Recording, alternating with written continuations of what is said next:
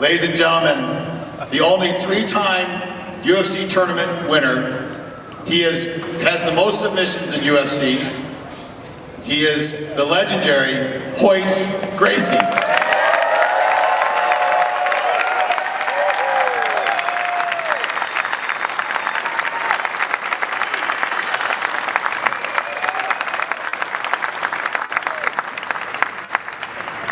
Okay, so line up at the microphones. Thank you, Mike. Thanks, boss. For questions, and I'll open it up to you guys. Great of a boxer you were, that they didn't realize the background you had. But this question, in all seriousness, do you think that a legends division in UFC, because so many of y'all keep yourself in great shape, and somebody that's followed fighting from the very beginning, do you think it'd be something like fans would want to see, and would you want to still do that? That's for all of you. Man, there's only one way to find out. We don't want to start fighting here, so. I think we were having a little bit of a discussion about this just backstage, and I think there might be a few unsettled issues here that maybe that might be a good venue to have. I would be all for it. It'd be great. Dan's been trying to get a rematch for 15 years. I told him, I've actually been spending down for him too. I told him lose 50 pounds, and he shows up here about 35 of it gone. He's still tracking me down. I'm trying. I'm all for it. Rematch. I wish I could have gave it to him, but size matters, and he was just a 280-pound giant. I would have still did it. I just didn't have it in me. Always same thing. I would never know what would have happened. I obviously have a much more respect for jiu-jitsu now. And back then I should have, so we'll never know. You might have got that key around my throat. Be honest with you. With which UFC bout were you the most nervous stepping into the octagon? What's he trying to say there, Art? You know what? Again, there's a lot of that. Like, fish out of water. I really didn't know what to expect. I never really heard of voice of MMA.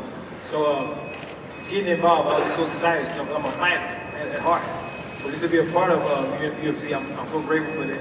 Also, to lose to Royce Gracie, I mean, not knowing who he is, I'm just so glad he made like 3 or 4. That way it makes me look good. So, you know what? So thank you, Royce, right? I mean, for making me famous, just we're in one group, So again, that's my answer is I'm just glad to be a part of it. Dan? Well, I guess just to answer a little bit more to that, Mark and I come from a rich history of amateur wrestling, representing the United States on numerous occasions abroad. So I don't think that either he and I would have ever been intimidated walking into this arena, because we had already faced some of the best wrestlers in the world, in their country, on their mat. So intimidation was never a factor. For you.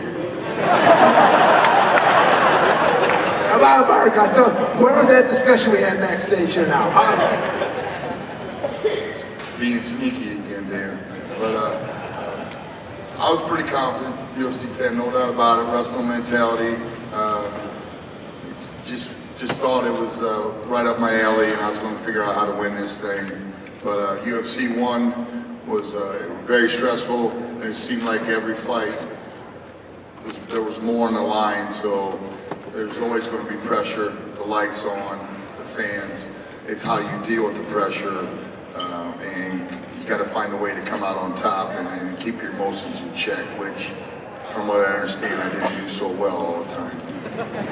Sorry. I have no idea what you're talking about. I was asleep. My brothers had to wake me up. Brothers, right? Time to go. Let's go. Time to warm up. Very nice. Thank you. Pick a fight. I wish it could have been like that for me.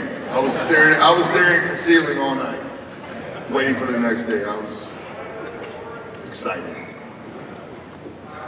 This one's for Dan Henderson.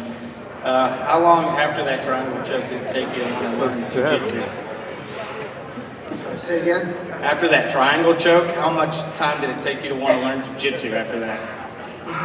Well, that's probably a rather long answer that I could probably give here right now, but let's just say that I used that scenario a number of times, that they said that the cost of education, it cost me roughly $60,000 that night to learn the lesson of the triangle choke.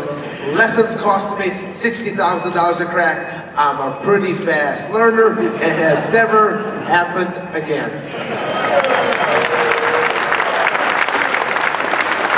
Also got Questions for Art and Royce over there. Art, when did you first realize that maybe wearing the one glove wasn't such a good idea? And Royce, what did you think when he came in with the glove? Well, you know what? The funny part about it is that I was scheduled to fight Tommy Hearns further down the line for a world title. So wearing the one glove again, I never heard of Royce. So it waited until I got into the ring and they announced my name, from St. Louis, Jimmerson. I got 2 claps from my trainer and my manager. And then it hit me when it said Royce Gracie, the whole place erupted. It was so loud, I had to the fence. I was like, who am I fighting? So that kind of showed me the bad idea wearing the one glove. And Art, isn't it true that you didn't even know he could take you down? You know what? Again, it was like a fish out of water.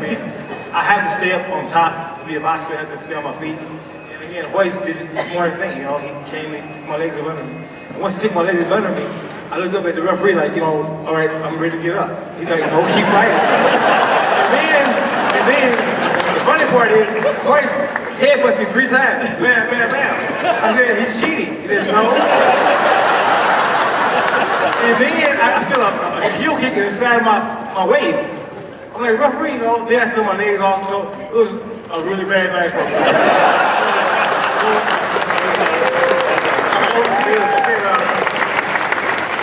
My hat off the Royce into the bar, like I said, it's a fish out of water, So, if we can flip things around, you come on my side in the boxing, I would love that, okay? Give me a chance. When he showed up with one glove, I was thinking, man, he's gonna hit me so hard, he's afraid to break his hand. Thanks, guys. For Royce, as far as black belts nowadays, the way you and your brothers grew up and the way your dad taught you, as a black belt, you don't tap. You either go to sleep or your arm breaks or your knee breaks. How do you view black belts nowadays when you see them when they're fighting and actually tap out during the fight itself? Do you agree with that, or you still got that old school mentality? That's not a black belt or not being a black belt. That's either inside of you or not. So I'm a Gracie. That's the way I think. As a Gracie, with you, so because you never tap, regardless, and you're fine with going to sleep. And I remember reading an interview with Dan talking about him looking outside the cage and looking at your father, waiting for your father to throw in the towel, and your father's face was just stoic, and he's like, break it, go ahead, break it. So how do you feel? How do you feel about that? I didn't sign up for fighting to quit. John Jones just did an interview not too long ago, and he was in trouble, and he's like, man, I think it was Vito caught him in an arm lock, and he's like, man, I didn't come this far to quit. I respect that attitude. You didn't sign up to quit. You signed up to finish, to win. Hey, he got it. Go ahead, finish. Cool. Thanks, guys. You can have a bad day possibly, but I think most of us are in agreement. You just can't quit. You keep fighting and try to figure out a way to make whatever's going on out there turn in your favor and put on a show for you guys. You guys, without you guys, we have no sport. Thank you so much. Go back to that old format of open time, no rounds. I really wanted to know what you think about that. If obviously it's for the sport that they've gone that way, but if you'd like to see it go back to that, and also when you were doing it, how you paced yourself to be able to last that whole fight. Man, I got endurance out of this world. Not too long ago, about 3 years ago, just to see how far I can run 41 miles. 7 hours later, I stopped and it's like both legs cramp up such a way. I was like, okay, call the car, I'm done. But, It's hard to do a show like that with no time limit because they have the pay-per-view. So I like the old format because I'm fighting somebody bigger and stronger. Fighting somebody your weight, then you don't need the unlimited, the no time limit. The no time limit is if you're fighting somebody bigger. I'll give you the weight advantage, but give me time. Fair enough. Thanks so much.